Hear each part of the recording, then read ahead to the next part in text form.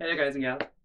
I'm here for another episode of Unfairy Tales, and I got a Fancy Pants new digital camera, so I'm trying to figure out a good placement for it, where to put it, what looks best. But from now on, I'll probably be using this Fancy Pants digital camcorder for these videos, which I think will be better for everyone. But if you have any suggestions or whatever, what do you think I should do with it? Because, as you know, I don't really get cinematography that well, but yeah. Any suggestions and what have you will be helpful. I'm looking at you, Fighting Penguin. I'm looking at you. Yeah.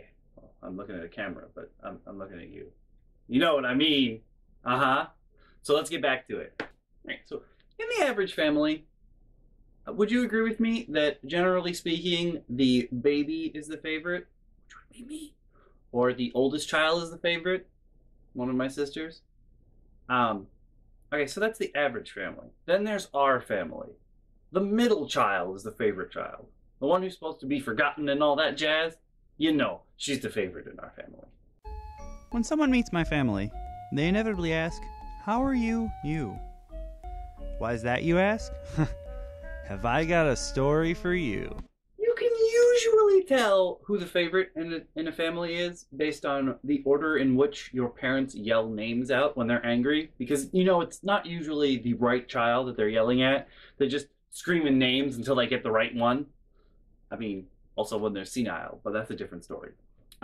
So in our family, the yelling order is my dog, who's dead, then the favorite child, then me, then my oldest sister. And we call her the favorite child because there's many, many reasons, but she's definitely the favorite child. But the reason behind her being the favorite child is actually kind of simple. It's because she's not a think for yourselfer kind of person. I mean, there's a lot of things other than that, but it's mostly based on the fact that my sister's the favorite child. Whatever mom says is right. Even if it's wrong, it's right because mom said it. Which gets really annoying when you're past like the age of 5, when mom's like, "Oh, 2 plus 2 is 5. You write that down, it's the right answer." And me and my oldest sister are like, "Nah, no, I'm pretty sure that's not the right answer." And then the favorite child will pipe up, "Yeah! Mom said 2 plus 2 is 5, it must be right!" And that gets really fucking annoying really quickly. And imagine your whole life someone doing that. Just don't encourage her when she's wrong. You're not supposed to. Where is this positive and negative reinforcement? Like, no, that's not how this works. You can't do that to people. Then they grow up thinking it's right. Well, I guess, it's the other way around. My mom should have already known it was wrong, but no. So pretty much anything anything my mom does wrong, the favorite child's like, "Nope, it's right because mom said to do it." Because she's the favorite, she pretty much gets whatever she wants. Like, everyone in our family drives a used car, except the favorite child. The favorite child got a new car because mom helped her buy it. Which is funny if you know my cheapskate parents. Yeah, that's really weird.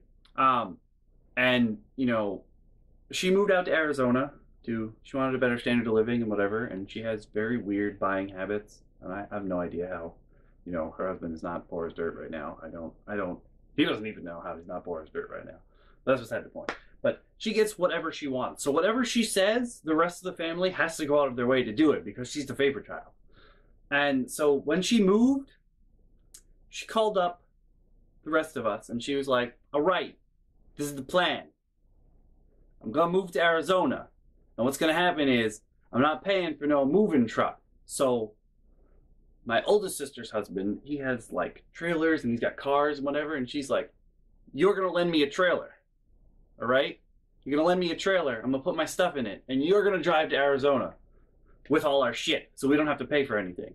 And normally, in the average family, my sister and her husband would have been like, "The fuck? No, I'm not. I don't know what you're smoking, but ain't gonna happen." And instead, in our family, he was like, "Oh, all right, cool. Yeah, I'll get that stuff ready for you." And like, that's the kind of thing you have to deal with a favorite child. They get whatever they want, even if it doesn't make sense. Like, when she moved out there, she had a house. She had a house here. Didn't sell it. We're still taking care of that house.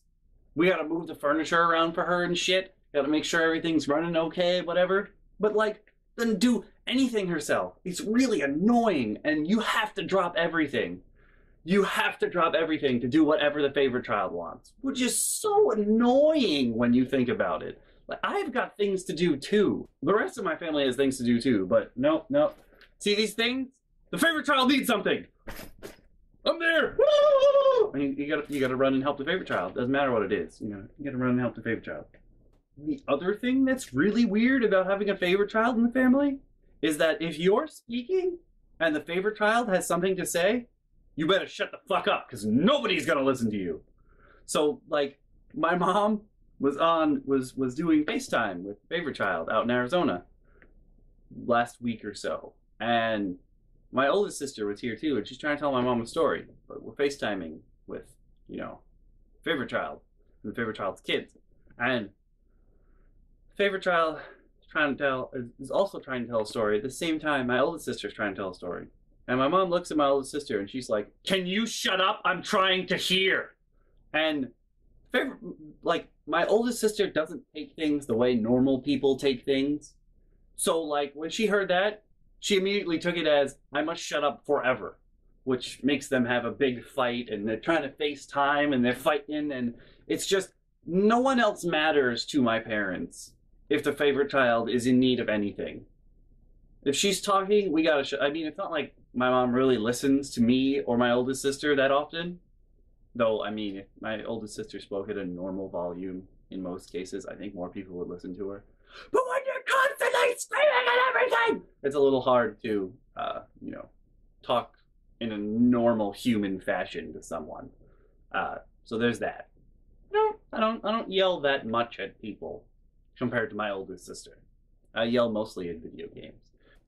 If the favorite child's talking, you better shut the fuck up because nobody gives a shit about what you're saying. And another problem with the favorite child is that she's always in trouble. It doesn't matter like what kind of trouble she's in, she's just always in trouble.